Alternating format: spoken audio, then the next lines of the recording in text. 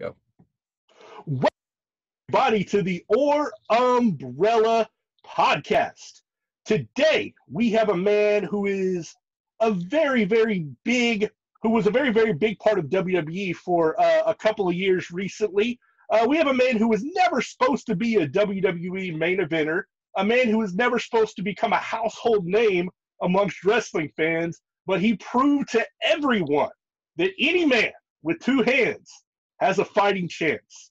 James Ellsworth is a man who's been wrestling for nearly 20 years. He was in the WWE for a very memorable run from 2016 to 2018. He is now back on the independent circuit where he has made a lot of noise once again. We will talk about his life and his career in wrestling today, and we are so grateful to have him on the show. James, thank you so much for joining us today. Oh, thanks for having me. You guys are doing a great job thus far. I was telling you off air, I can see you guys very clearly, and that's a cool thing because not a lot of people you can see clearly through the Zoom gimmick. So I'm very happy to be here. Absolutely. We like to start off every question with something a little bit silly. So the question we have for you today is if you could have any cartoon character to be your tag team partner, who would it be and why? Bart Simpson, because who better to be James Ellsworth's tag partner than the cartoon version of James Ellsworth, which is Bart Simpson, I think, right? Either Bart Simpson, Dennis the Menace, or Beavis from Beavis and Butthead, because that's James Ellsworth to me, is those three characters wrapped into one. I could definitely see that. I feel like you have a good sense of self. That's a good answer. Oh, yeah, I'm just a goofball, just like those guys, but I could be devious just like those cartoon characters, so it's those are my three favorite cartoon characters ever. Beavis, Bart Simpson, and Dennis the Menace. My three favorites of all time. That's a good trio right there. Michael, you got the next question? Yes. What initially got you into wrestling, and who were some of your favorites growing up? So I've always watched wrestling. I can't remember not watching wrestling and not being interested in wrestling. It's just had my interest my whole life. I've watched it my whole life, and I've always wanted to do it my whole life. Like, it's all I've ever thought about. And growing up, I always liked the heels. I always wanted to see Mr. Perfect beat Hulk Hogan or, like stuff like that. So growing up, I loved Mr. Perfect, Rick Rude, Shawn Michaels. I was a big Ultimate Warrior guy. I was never a Hulk Hogan guy until he turned heel in WCW. It was in the NWO. When I was a kid, I always wanted Hulk Hogan to lose. It's just crazy. And, I was a big Rock and Roll Express fan, but Ric Flair fan, just to name a few. I just, like I said, I love wrestling, and there's so many guys that are my favorites. And it's really cool that I got to meet a lot of these guys and be around a lot of these guys and learn from a lot of these guys. Absolutely. I remember when I was a kid, I had a toy Intercontinental Championship belt, and I was always Shawn Michaels looking in the mirror and challenging Razor Ramon, saying I'm going to win that ladder match and everything. So. Absolutely. Sean's it's my all-time favorite. Jericho's up there, and Jericho's a friend of mine, so it's like weird, so we just became friends, and so it's so cool to see the longevity Jericho's had and reinventing himself, and he's still doing well, and so he's another one that I always have to bring up because he's just amazing at everything he does. Absolutely. I was always liked Jericho, Monday Night Jericho. I went to a WCW event when I was young, and oh man, that was my favorite era of Jericho, and he's still doing it on AEW for sure. You wrestled on the independent scene for over a decade before you got into WWE. Some people feel like WWE is all they know and people just pop up out of nowhere, but you put in the grind, you put in the years. So how did you break into pro wrestling, and maybe talk about your journey in the independents, the ups and downs, and what kept you going through all of it? Well, yeah, I graduated high school when I was 17, and 4 days later, to my parents' concern, I joined wrestling school right away in Baltimore. It's called Bone Breakers. Axel Rotten was one of the trainers. And that school, when I joined it in June of 2002, it was only around until June of 2003. So I was at that school for a year, and then that school folded, and I was like, man, what do I do now? So I kind of just started wrestling on the indies because I had a year of training under my belt. And a couple of years later, Axel and I just found each other again, became friends, and I started training with him before shows and going to shows with him, Axel Rotten, former ECW original. Mhm. And yeah, and he really taught me a lot. And yeah, like the indies, man, it was for a guy like me, when I broke in, like right now I'm 5'8", 170, which still isn't a lot. When I broke in, man, I was like 5'6", 5. I wasn't done growing yet. I was 17, 5'6", 5'7", 125 pounds when I started. Wow. So it was very hard for me to, especially at first, to get a lot of work. Or, you know, I was wrestling for free, just showing up to shows, helping out with the ring. Can I get on? Can I do this? And, you know, and after a while, I started getting on a lot of shows. Just a lot of indies, like, you know, just, you know, mom and pop shop indies. And, you know, I did a little bit of CZW in like 2006, not much, but that was like the biggest indie that I got on. They're all just indies to me, but like, so I did a little bit of that. But, you know, I just always was like, man, I have to be entertaining. I have to be different, because it's the only way I'm ever going to make it anywhere is if I stick out somehow by being entertaining. Because, you know, the average guy at WWE is 6'2", 220. That's the average. Yeah. I'm 5'8", 170. And, you know, it just – it had its ups and downs through the indies. I remember a couple of weeks before I did my Strowman match, I was like, man, I need to slow down with wrestling a lot, because, you know, I had a 1-year-old in 2016, so I had a baby, you know, and I had a 4-year-old in 2016. So I'm like, man, I have 2 daughters, and I'm working 2 jobs during the week, and then I'm wrestling 2 or 3 times on the weekends. I'm never home, and, you know, I don't know if this is going anywhere. I was like, I'm not going to quit by any, you know, means of the word, but maybe I need to slow down. 14 years on the indies, and I'm in my 30s. I was like, man, maybe I need to slow down. And then lo and behold, like 2 or 3 weeks after thinking that, the Strowman match happened, and I got busier than ever. So. Absolutely. Mike, you got the next question, bud? Yeah, you came into the WWE as a guy who was expected to be spotlighted for one match, just really one. And then you cut a great promo and you performed well in your soul-crushing defeat. Let's just call it that. And then people started clamoring for your comeback, and you became an overnight sensation. Talk about what was going on through your mind and your emotions that night, and the amazing feedback you had for that performance. Well, there's a lot of good stories out of that. So when you're an extra talent, or at least when I was back in 2016, when you're about to do a job match, you're not supposed to walk down the ramp. Like the referee takes you around the crowd into the time where they ring the bell, the timekeeper's table. You come in through there and you get in the ring. So Sasha Banks just won the women's title right before I went out there. And I remember being in the gorilla position and seeing Sasha Banks hug Stephanie McMahon, hug Triple H. And I'm watching this cool moment happen. And they're like, hey, kid, you're on next. I'm like, oh, crap. And I was supposed to exit down these stairs that they have in gorilla and go through the crowd. And I didn't. I just walked down the aisle. So, and this story leads to something later. I walk down the aisle and I get in the ring, and the referee's like, yeah, you know, you were supposed to come through the crowd. I'm like, oh, crap, I'm sorry. So anyway, I did the match, and I always thought, man, this is going to be my only match to WWE. I want to do a good job. I want to sell really good. I want to cut a good promo. I want to, you know, do a good job. That way, when I look back on my one match to WWE, I can, you know, say I did a good job. So we did the match. You know, Arn Anderson was the agent. And I remember hitting everything better, like, you know, just selling really well and taking the moves really well. And that choke bomb, that reverse choke slam that Strowman used to do, like, if you go back and watch, like, all the extra guys take that move, I was the only one that took it correctly, like, land flat and turn your head, and, like, so you don't get hurt. I mean, it hurts no matter what. But so they had them stop doing that move because, like, not a lot of people took it well, but I did. And so anyway, match is over. We get to the back, and Arn Anderson was like, man, you made my job easy tonight. Thank you. He said, Vince McMahon wants to see you. So when he said Vince McMahon wanted to see me, he said, which never happens. He never asked to see the extras. I thought he was going to yell at me for walking down the aisle instead of going through the crowd. So I'm slowly walking to Gorilla, hoping maybe he just forgot about it. And I get there, and he's coming down the stairs. He's like, James, come here, come here. He said, man, what a performance. You did a great job. He said, I'm going to hire you. And I'm like, huh? I'm like, I thought he was joking. And Triple H was like, yeah, we'll be in touch. And they both shook my hand. And, you know, I didn't really sell for it until I got in the car. And I was like, holy crap. And I told the guy that I rode with that day, I said, Vince McMahon told me he's going to hire me. I don't know what the hell I was like, that's crazy. Then I started seeing the memes and all on the internet. And people were like, oh, please bring this guy back. And I remember screaming at, like, my phone, they're going to bring me back. I just can't tell you. Like, they're going to. So 6 weeks later, it took 6 weeks. He kept his word. He brought me back, and he hired me, and that's how it happened.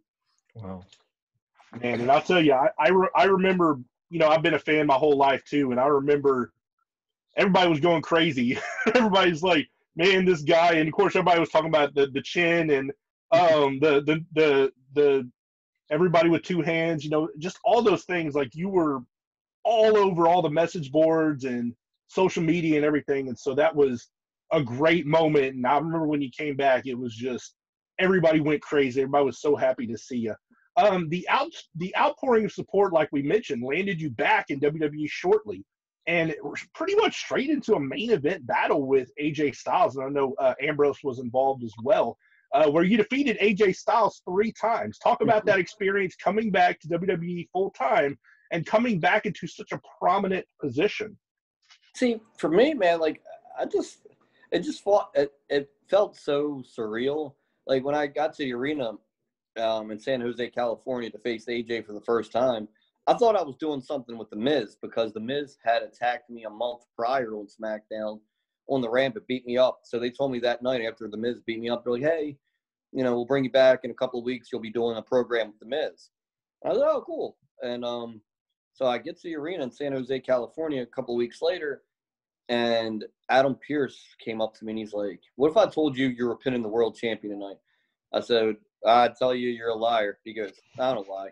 And he walked away, and I was like, yeah, okay. So then I went catering, and I started to eat, and AJ sat at the table with me. He's like, hey, it's you and I tonight, kid. And I'm like, why is everybody joking around saying you and I are wrestling? He goes, no, we're wrestling. And I'm like, huh? And then they handed me the script of what was going on. And I remember I went to the bathroom by myself, and I'm reading it, and I'm just like, I'm like pinching myself, like, what? You know, I'm beating the world champion on TV, like, you know, what? And yeah, I was like nervous, and I never get nervous, man. Like, wrestling to me is fun. I just love doing it. I love performing. It doesn't matter if it's in front of 75 people or 75,000 people, because I've been in front of both, and I just love it. So I was like, I have so much respect for AJ and for the WWE Championship. That's the most prestigious title in wrestling. That I became nervous and, like, scared, like, really quickly. And I never feel like that. I was like, oh my God, what the, you know, it's a hell of a position to be in when you had no clue you were being in it, and you have like a couple of hours to prepare for it. Yeah, I mean, that's a shock to the system for sure. Michael, you got next. Yes, another memorable story you were a part of was your partnership with Carmella. How did that come about? And what are your fondest memories of that partnership? I remember we were on the last day of a 21-day tour in the UK in 2016, November of 2016. And Carmella, like, I, you know, didn't know her. You know, we saw each other in the locker room, in the hallway, whatever. But she came up to me, and she's like, hey, James, how are you? I'm like, hey. And she's like, hey, I have this idea of, when you're done with AJ and Dean Ambrose, of, like, them putting you with me, and me, like, seducing you and making you, like, help me win matches and stuff like that. Like, I act like I'm into you, and you think it's real, and, you know, you help me win matches, and you know, it gets me a title matches and all that. I'm like, oh, and I told her, that's a great idea. And she's like, okay, well, I didn't want to pitch it without asking you first, because I didn't know if that'd be something you're interested in. I said, oh, yeah, of course. You know, Carmella comes up to you, wants to work with you. What are you going to say? And so she was excited to pitch it to Vince, and she's like, okay. She's like, I won't see Vince until the Survivor Series. She goes, so I'll pitch it to him then. So we Survivor Series was like a week or two later, and I remember seeing her in the hallway at Survivor Series. I was like, hey, did you pitch that idea? And she goes, yeah, he loved it. I was like, oh, did he? He goes, yeah, he wants to talk to us soon about it. I'm like, okay. And so a month goes by, I didn't hear anything else about it. And she came up and she's like, James, Vince wants to talk to us today about the idea.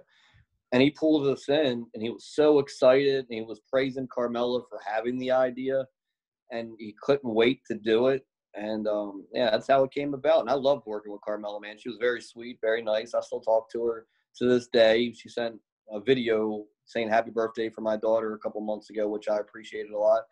And, yeah, it was just awesome, man. She was very, very fun to work with, for sure. Absolutely. I wanted to add one more kind of question before we move on from your WWE career. Is there anything that you feel like you missed out on? Anything that you wish you would have done in your WWE run? And also, I kind of talked to some people about some questions I want to ask you. People also asked, could you ever see yourself going back there? And what would you want to accomplish if you got the chance to go back to WWE? Well, you know, you always, like, especially when you're in my position, where, I mean, I think they did a great job with me. I think I give it an A of how they took care of me there and how I was presented on television. There was some stuff towards the end I didn't care for. Like, they had me on this dog leash, which I don't care, because who cares if Carmella has you on a dog leash? But like, I thought it was real weird and not entertaining for the fans. Yeah. So, but other than that, like, I loved everything else, and I feel like they should have brought me back when they were first doing the 24/7 stuff, and they had R-Truth and Carmella together. I thought that was an easy way to bring that character back, you know. And I mean, they still have the 24/7 title around. I think that gimmick is perfect for my character, and I think people would absolutely go nuts if R-Truth and I worked together for a little while. So that's something I would love to come back and do. It may happen, it may not happen. You know, like, WWE's weird. Like Gilbert, who's a buddy of mine. His last appearance for WWE was 2003, and then 14 years went by, and they used him in 2017 for the Festival of Friendship with Chris Jericho and Kevin Owens. So he went 14 years without you even seeing him. And it's just a weird, you know, and I'm a character, I'm a gimmick. Like, you use those characters when you can. And, but yeah, like, I think as long as the 24/7 title's around, there's a good shot that there's something you could do there with my character, for sure. For sure. You also had the first intergender match in WWE in years and years. I know they really kind of went away from intergender matches when they kind of went PG and everything like that. They kind of didn't want to see that. And then you had one with Asuka. You've also made a name for yourself as an intergender wrestler outside of WWE since then. I know you have the intergender belt and everything like that. What attracted you to intergender wrestling, and what is your mentality going into an intergender wrestling match? So, yeah, I think it was 10 years that went by. They didn't have intergender matches. And then they had Becky Lynch and I on SmackDown. Was the first, like, intergender match they had in 10 years or something crazy. I think the last one was, like, Santino Marella and, like, Beth Phoenix or something, or Lita and Heath Slater, like a weird. But here's my thoughts on intergender wrestling. There's a time and a place for it. It can't be done all the time. A character like James Ellsworth, I'm not a threat to the girls.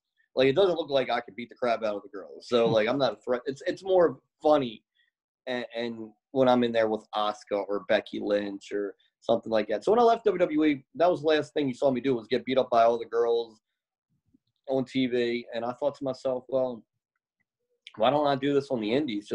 I'll make this intergender title, which is a play off of Andy Kaufman, who I was a big fan of. I watched so many tapes on. And I was like, I'll wrestle the girls on the indies, and I'll make this title, and people will book it, because, you know, that's the last thing I did in WWE was wrestle Becky Lynch.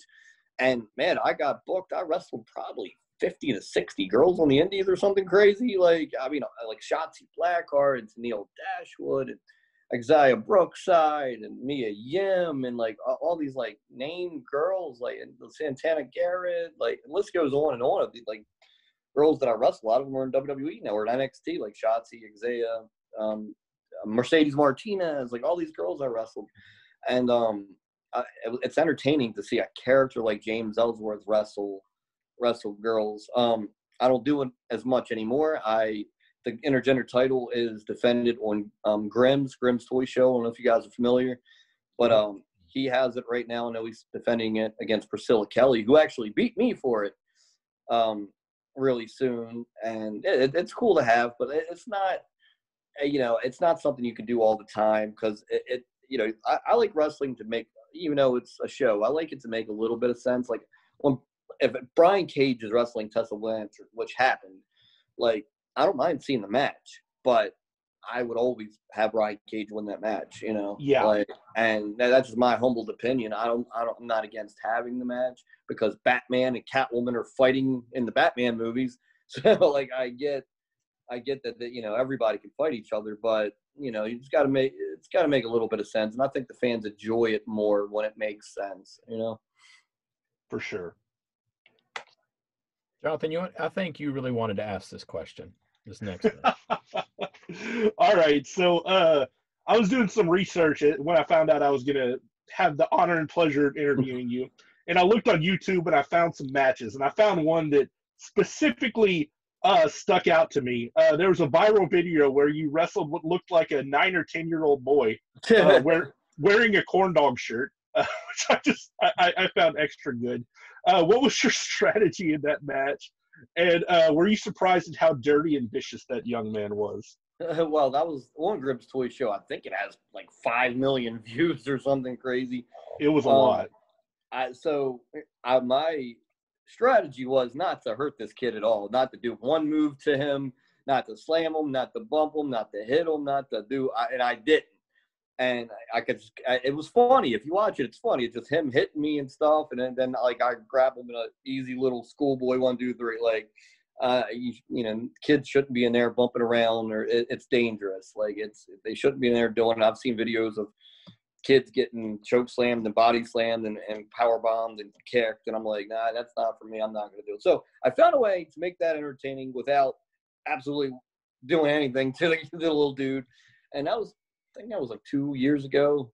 I don't know how old he was, but he was to me, it had to be cool for him. Like, 10-year-old kid, 9-year-old kid, however old he was, wrestling a guy he just saw in WWE. I think it was like a month before. So I looked at it that way. I was like, it's got to be fun. He'd go to school the next day and be like, I just wrestled James Ellsworth. And they'd be like, yeah, right. Then it's on YouTube and 5 million people watched it, but that was my strategy, is to not hurt him at all. And I didn't. I didn't try to power drive him. I didn't try to punch him. I just, let him beat me up for a while. Then I schoolboyed him. That's that, because they should. Wrestling's dangerous. You got to be, at least, to me, you have to out of high school to do it. And I don't know. But yeah, that was it. A true professional. Right. I don't hurt anybody, especially that, little dude. All right. We got one last question. Sure. Yes. So lastly, where can fans find you now, and what can we look forward to in the future? So you can find me on Instagram. I'm mostly on there at James Ellsworth Wrestling. Twitter at Real Ellsworth. Twitter's just, I think people go in there just to troll and try to get a rise out of you, which I think nobody can get a rise out of me. Life is a one chance thing. You got to have fun. So yeah, Twitter at Real Ellsworth, and then Facebook at James. You find me James Ellsworth. I have 5,000 friends. I'll delete somebody and add you. Who knows? And so I'm just doing the indies right now. I'm going to pop up somewhere, somehow, some way on WWE one day. I don't know when. It could be 3 months from now. It could be 3 years from now. But I will be back at some point. I promise. It's a goal of mine. Just to come back and do a couple more things. Yeah, man, I had a heck of a run. I was very blessed. I had 2 good, solid years there. I did memorable stuff. See, like, it's not how long you've been there. It's what you did while you were there. And I did stuff that'll be remembered forever. I feel like the Money in the Bank thing, and like wrestling with AJ and wrestling Strowman. I don't think people will ever forget those 3 things. And there's guys there that'll be there for 10 years that people won't remember at all. So it's about memories and moments. And I got a lot of good ones there, and I was very blessed. And I'm very grateful for the couple of years I did there. Yep. And let me tell you, you're so right on that. As a fan, I'll tell you what, we're not gonna forget James Ellsworth anytime soon. Probably not ever. You made an impact. You've made a name for yourself that is gonna stick. Like you said, it's not the amount of time you're there, but it's the impact. Like if I say Mojo Riley, nothing will pop in your head. I love Mojo. I always joke. I'm like, I don't think you've done anything anybody's going to remember. He's just a friend of mine. So. Yeah, exactly. There's a lot of people who've been there for a long time, and I can't remember one specific thing. But yeah, I'm very blessed, man. And Mojo, always kid about him. He's a good dude. I wish they would. He has a great personality outside of wrestling. Very fun guy to be around. And I wish they would, interpret that into his character, but that's just another story for another day. Yeah, I've heard that a lot, that people kind of some people have really great, like I heard that about Drew McIntyre forever. That Drew McIntyre had this phenomenal personality. He should be a big star. He's really funny, and they're finally getting to the point with him now to where he's the top guy and he's getting to show that. So Mojo has it in him, man. I feel that Mojo has it in him, but to each its own. Absolutely. So if you're listening to WWE, push Mojo. Let him be himself. That's all. Trust me, he's an entertaining guy. Just let him be himself. There we go. All right, James, we thank you so much for giving us some time. We look forward to seeing what you do in the future. This is it for the Or Umbrella podcast. We will see you next time. Thanks, guys. Thanks so much, James. We appreciate you guys.